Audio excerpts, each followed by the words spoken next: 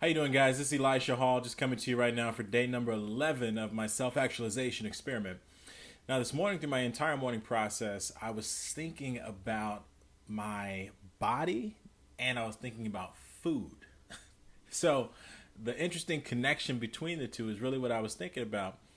And so I guess as I was getting up and I was getting moving, I was getting my body going, and I was thinking about sometimes I feel more sluggish than others. Sometimes I feel, my mind is sharper than others. And I was thinking about the effects of food and the things that we drink on our actual bodies. We hear things about our bodies being made up of like 60, 70, 80% water, somewhere around there, 70, 75% water. And if the body is made up of mostly water, and let's say things like illness and disease affect us all the time, but then there's some people it affects more than others. But I know that there are actually people that don't drink water at all. Anytime they're thirsty, what do? They go actually drink soda or juice. So if our bodies are made up of that much water and there are people that don't drink water, how is that affecting our bodies? And so I was thinking about all of that. And I remember thinking about the idea that some people view our bodies and their beliefs around food differently. Some people view our bodies as in our stomach is like a pot, and the main focus is our mouth and the taste and the textures of the food in our taste buds and things like that. And then the food just goes in because this is the most important part, and then it goes in and is stored in this pot that's in our stomach. And that's all it is, just this pot. You know, stuffing myself with great food.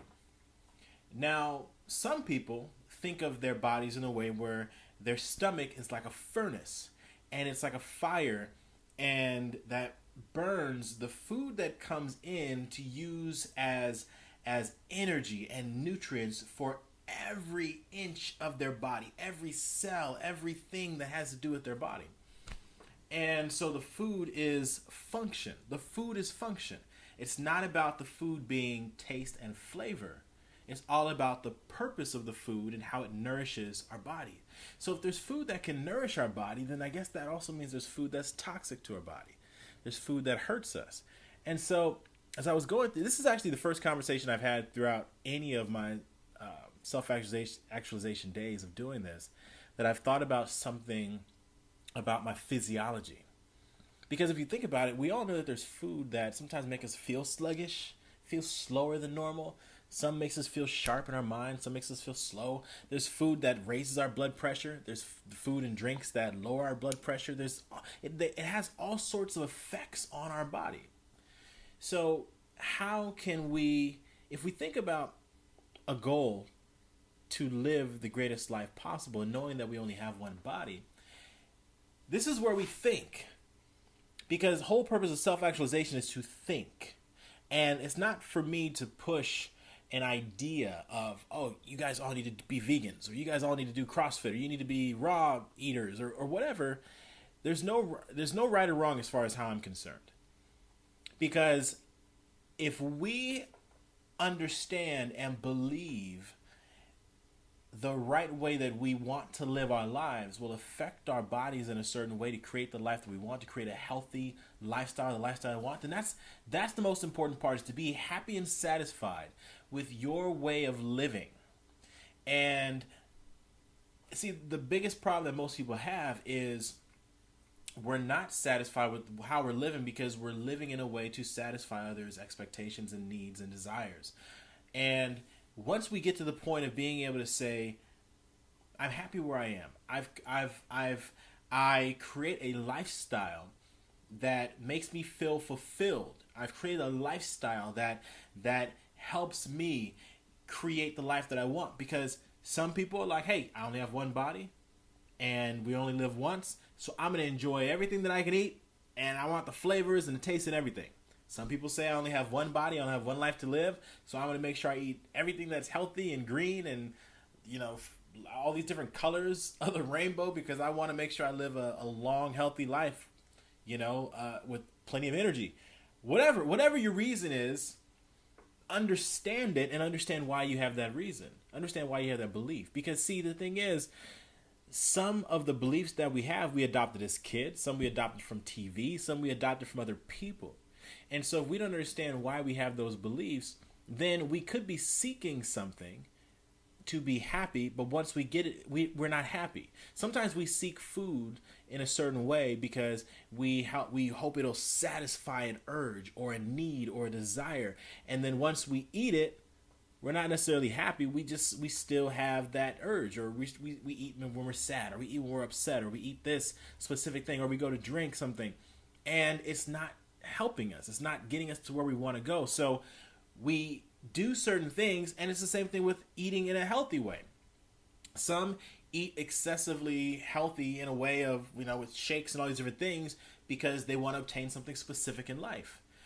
But the goal shouldn't be the thing that you obtain, because that thing that you obtain, once you get there, you realize that that doesn't make you happy.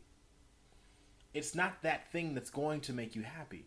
See, you have to be happy with yourself first, and then live towards what you believe is in alignment with what makes you happy.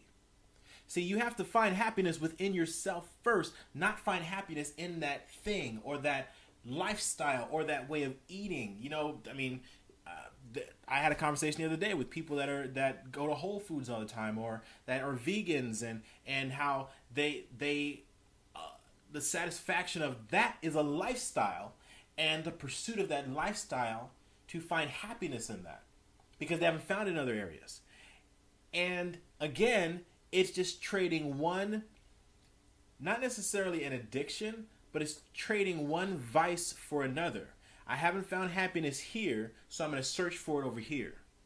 And again, I'm not saying any of those lifestyles are wrong, but the idea is, no matter who you are, what you have created for yourself when it comes around food and how you view your body, the most important thing is to be happy with yourself, is to find happiness in the space that you exist right now, today. And once you find that happiness, what you're going to be able to do is use that and live your purpose in the direction of that happiness that'll maintain that happiness. Don't seek your happiness in a thing or a lifestyle or the creation of something.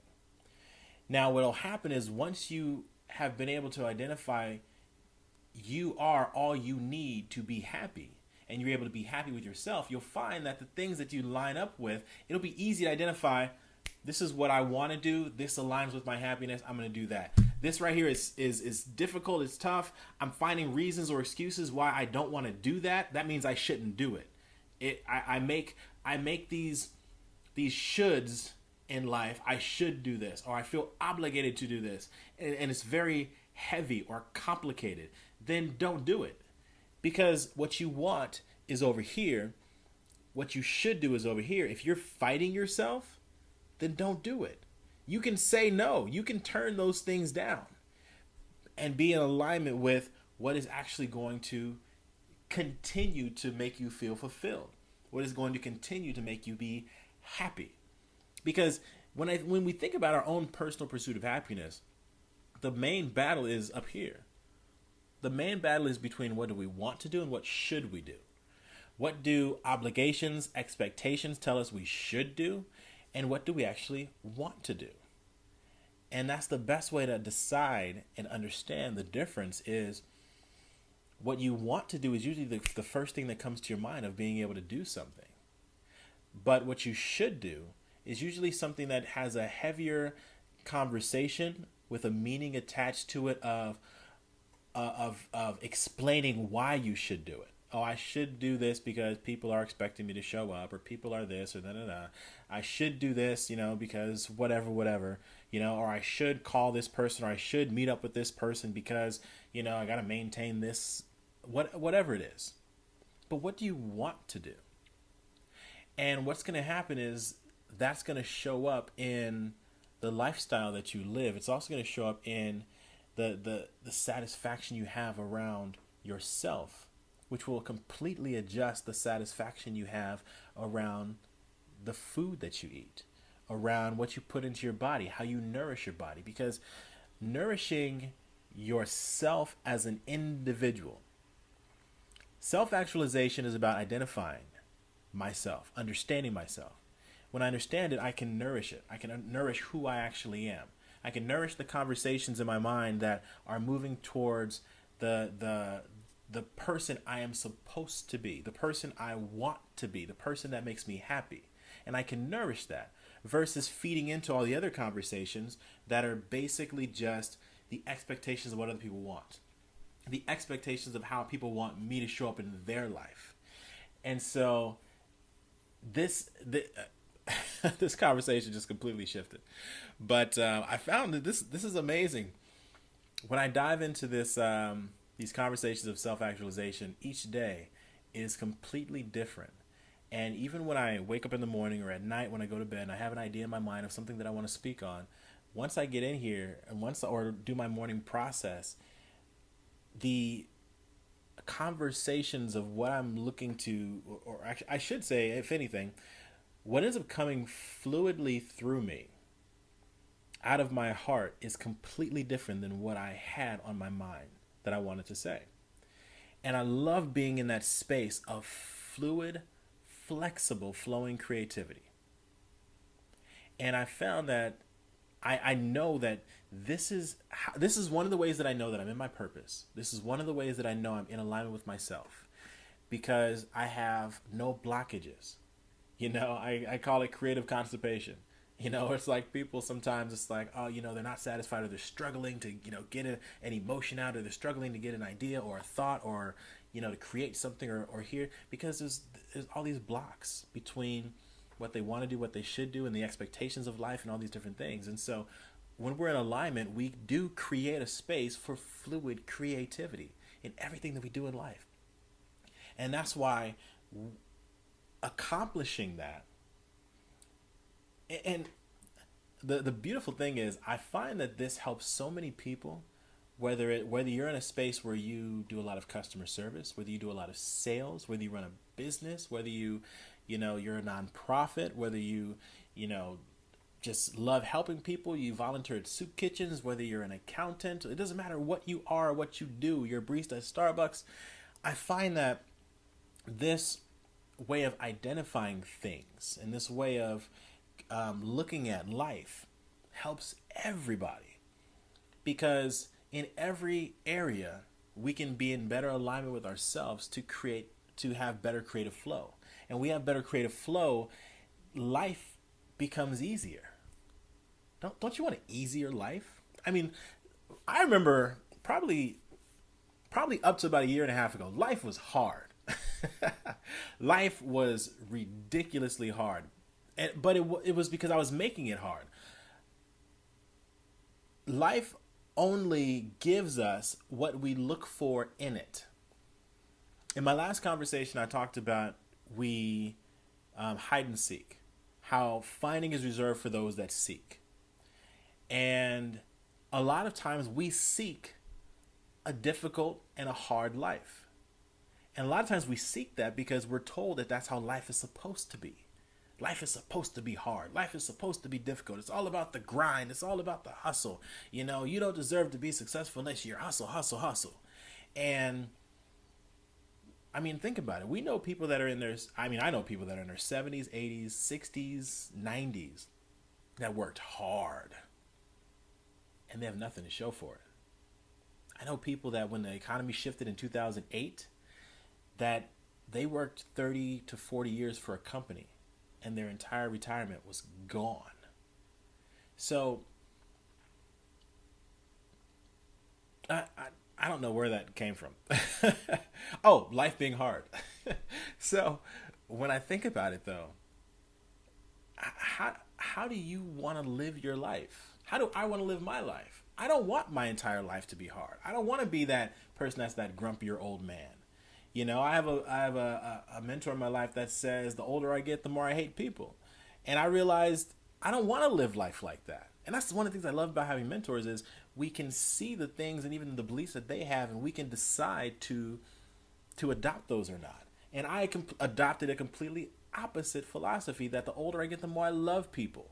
The older I get, the more I mean, think about it. If I get older and I understand people more, I get the things that they're going through more.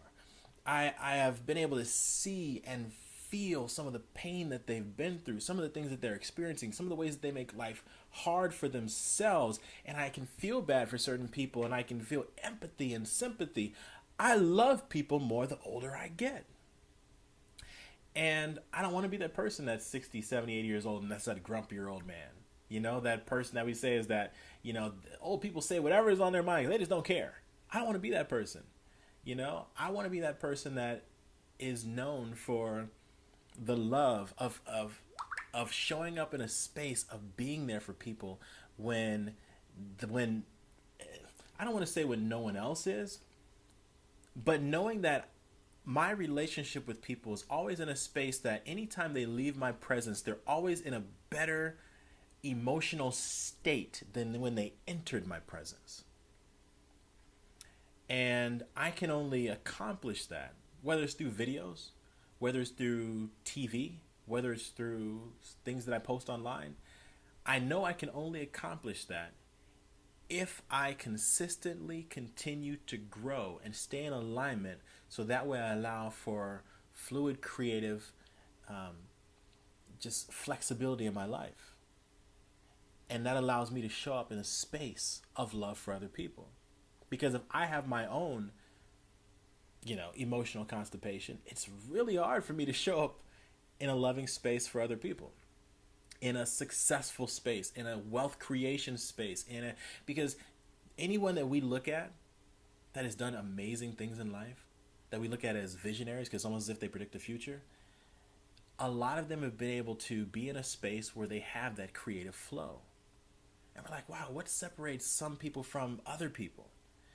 And a lot of it is just that, being in alignment with their true purpose, in their own personal pursuit of happiness, and not being in a state where they're consistently looking to meet the expectations of other people, where they're consistently looking. And I'm actually, the funny thing is, I'm going to post on my Facebook, probably Instagram too. I'm probably going to delete 1,000 people before the end of the year to make space for the new people that are coming into my life. And it's interesting because it's like, think about a cup. Wish I had one. But think about a cup. If I have a cup here and it's filled to the brim with water, how much water can how much water can I fit in that cup? How much water can I fit in there? Now, some of you are going to say none. Obviously, it's full. But guess what? I can fill more water in there. I just have to pour some out first. So I can make space for new blessings, for new opportunities, for new relationships and new connections. But I have to, and there's no burden here for me. Things are very light for me right now. Life is easy, remember? And so, but in order to do that, I have to make room for it.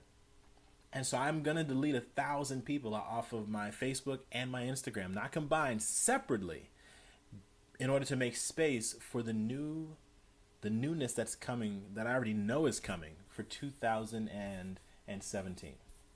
And so this is an amazing time. Actually, I have to apologize. This is the longest video I've ever done. It wasn't quite meant to be this long. So I appreciate you guys hanging in there with me.